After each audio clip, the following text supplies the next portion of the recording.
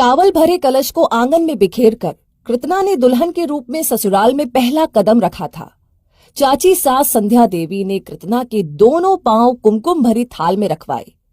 कुमकुम रंगे पैरों से कदमों के निशान बनाती कृतना जैसे जैसे घर के अंदर आ रही थी, वैसे वैसे सारे मेहमान तालियां बजा रहे थे।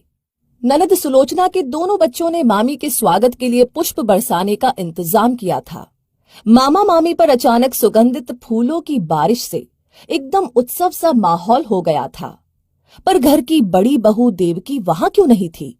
वो आखिर क्यों अपने कमरे के दरवाजे की ओट से ही देवरानी के गृह आगमन की रस्मों को देखकर आनंदित हो रही थी?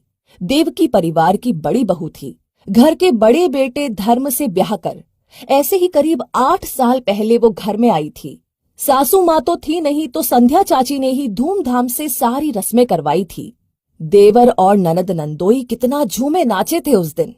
ससुराल में मिले प्यार दुलार से देवकी बेहद खुश थी। बड़ी बहू के रूप में उसने घर की सारी जिम्मेदारियों को जल्द ही संभाल लिया था। घर परिवार का ख्याल रखने के संग संग देवकी पति धर्म को कारोबार के हिसाब किताब में भी मदद करने लगी थी। अभी साल भर ही तो हुआ था ब्याह को, सब कुछ कितना अच्छा चल रहा था। तभी वो मनहूस दिन आया था जब धर्म की जीप को रोडवेज की अनियंत्रित बस ने जोर से टक्कर मार दी थी। धर्म की मौके पर ही मौत हो गई थी। परिवार और विशेषकर देवकी पर दुखों का पहाड़ टूट पड़ा था। देवकी के लिए पल भर में सब कुछ शून्य में बदल गया था। पर देवकी को एहसास था कि धर्म की छोड़ी हुई जिम्मेवारियों का निर्वहन उसे ही करना है। पड़ोसी और रिश्तेदारों का आना जाना लगा हुआ था। तभी देवकी ने पहली बार अपने लिए अभागी शब्द किसी के मुंह से सुना था।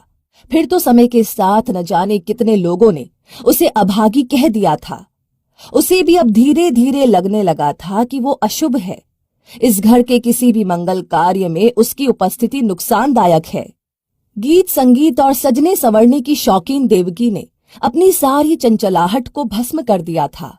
रूखा सूखा भोजन, श्वेत वस्त्र और जमीन पर चटाई बिछाकर सोना, बस किसी तरह देवर वीर के विवाह के साथ ही स्वर्गवासी पति धर्म की सबसे बड़ी इच्छा उसे पूरी करनी थी। देवकी ने तय किया था कि देवरानी को सारी जिम्मेदारियां सौंपकर वो हमेशा के लिए किसी विधवा आश्रम में चली जाएगी, ताकि घर में उसका अशुभ साया दूर हो जाए। आज ये देखकर वो कितनी प्रसन्न थी कि वीर के लिए कृतना के रूप में प्यारी सी देवरानी और घर की नई मालकिन आ गई थी। कृतना के गृह प्रवेश की शुभ घड़ी में वो उसके सामने अपनी सूनी मांग लेकर खड़ी नहीं होना चाहती थी। इसलिए कमरे के दरवाजे की ओट से ही वो अपने धर्म के सपने को पूरा होते देखकर बेहद खुश थी। भाभी आप थक गई होंगी, कमरे में जाकर थोड़ा आराम कर लीजिए। शाम को मोहल्ले की महिलाएं आएंगी, घर पर फिर देर तक बहुत सारी रस्में पूरी करनी पड़ेगी। ननद दिव्या ने भाभी कृतना के दोनों कंधों पर अपने हाथ रखकर कहा था। रात भर मंडप में बैठे बैठे थककर चूर हो चुका वीर कमरे के बेड पर बेसुध पड़ गया था। पर कृतना तो एक अजीब सी बेचैनी से घिरी थी। जिस देवकी भाभी की तारीफ करते करते वीर थकता नहीं था, वो कहीं भी नहीं दिखाई दे रही थी उसे। कृतना को सब कुछ जानने में समय नहीं लगा और वो सीधे जेठानी जी के कमरे में चली गई थी, जिसके अंदर कदम रखना देवकी ने हर किसी के लिए वर्जित रखा हुआ था। कमरे की दीवारें अंदर से बदरंग हो चुकी थी। एक चटाई, कुछ पुराने चादर कंबल, लकड़ी की पुरानी सी अलमारी जिसमें उसके कपड़े, पुरानी तस्वीरों वाली एल्बम और कुछ पुस्तकें, बस यही सारा संसार बन गया था देवकी का। आलीशान घर के उस कमरे को देखकर कृतना ने देवकी की दिनचर्या का अंदाजा लगा लिया था। उसने वीर के फोन की गैलरी में धर्म भैया और देवकी भाभी की विवाह की तस्वीरें देखी थी।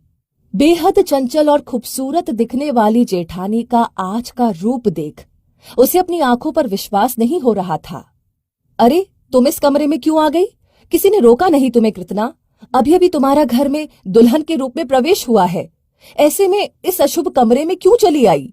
देवकी की आवाज में नाराजगी के साथ साथ वात्सल्य का भाव भी था, मानो वो अपनी बेटी को डांट कर समझा रही हो। कृतना देवकी की बेबसी को बस महसूस कर रही थी। कैसे समाज और दुनिया के लोग एक बेकसूर महिला पर अभागन का टैग लगाकर उसकी जिंदगी को बर्बाद कर देते हैं। कई बार ये समाज पति के मृत शरीर के संग पत्नी की आत्मा को जला देता है। वो बस आगे बढ़कर माँ, बहन और सखी के रूप में दिख रही जेठानी को गले से लगाना चाहती थी, पर देवकी पीछे हटकर उसे उसके साए से दूर रहने का इशारा किए जा रही थी। कृतना की जिद के आगे देवकी का विरोध कमजोर पड़ चुका था। नई नवेली दुल्हन ने कमरे के कोने में दुबकी अपनी जेठानी को गले से लगाया तो उसे लगा जैसे देवकी कब से इस प्रेम और आत्मीयता की राह तक रही थी। पता नहीं कब तक देवकी की आंखें अश्रु वर्षा करते रहे। कृतना भी देवकी को जी भरकर रो लेने देना चाहती थी। आहिस्ता आहिस्ता सारा परिवार देवकी के कमरे में आ चुका था। भाभी, मैं आज आपको तैयार करूंगी अपने हाथों से और इसी कमरे में आप मेरी मुंह दिखाई की रस्म पूरी करवाएंगी, मेरी माँ, सास और जेठानी बनकर। सारे रिश्तेदार और समाज आज देख लेगा कि इस परिवार की मालकिन आप हैं और आप अशुभ नहीं, बल्कि इस परिवार की खुशियां आप में ही निहित हैं।